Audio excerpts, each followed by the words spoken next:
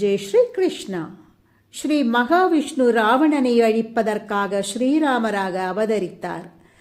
அவருக்கு உதவுவதற்காக சிவபெருமான் தன்னுடைய சக்தியை வாயு பகவானிடம் கொடுத்து அதை ஈசனின் பக்தையான அஞ்சனை தேவியிடம் சேர்ப்பிக்கச் செய்தார்.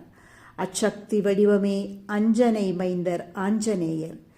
ராமாயணத்தில் ராமருக்கு அடுத்தபடியாக பக்தர்களால் கொண்டாடப்படும் அனுமனை அஞ்சனை மைந்தர் ஆஞ்சநேயர், வாயுபுத்திரன், ராமபக்தன், ராமதூதன், சிரஞ்சீவி, மாருதி என்றெல்லாம் வழங்குவர். அனுமனை சிவபெருமானின் ருத்ர அம்சமாகவும் கருதுவர். இத்தகைய சிறப்பு வாய்ந்த அனுமன் மார்கழி மாதம் அமாவாசையும் மூல நட்சத்திரமும் கூடிய தினத்தில் அவதரித்ததாக கூறப்படுகிறது. இன்று மார்கழி 4ஆம் நாள் அனுமன் ஜெயந்தி. தமிழகத்தில் சிறப்பாக கொண்டாடப்படும் இந்நாளில் ஆண்டாள் அருளிய திருப்பாவையிலிருந்து இதோ 4ஆம் பாசுரம்.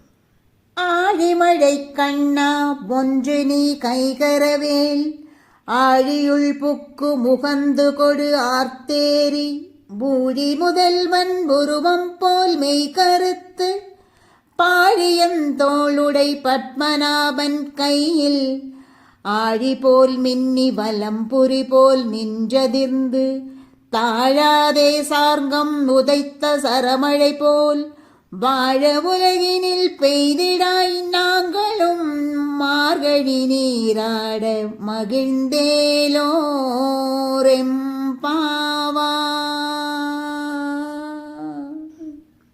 இதன் பொருள், மேகத்திற்கு அதிபதியான பிரஜந்தையனே, நாங்கள் சொல்வதை கேள்.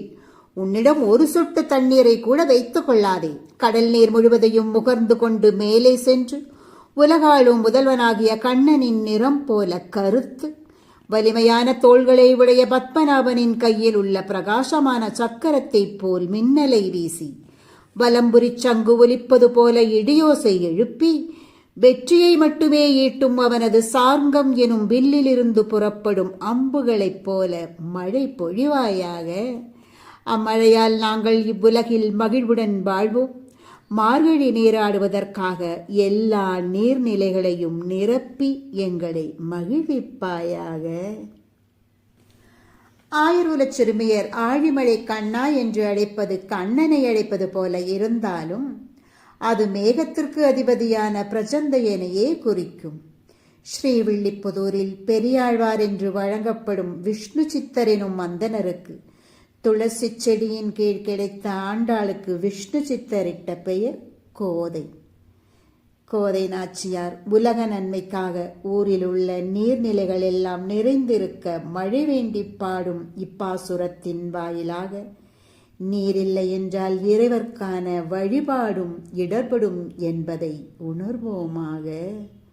சர்வம் கிருஷ்ணார்ப்பணம்.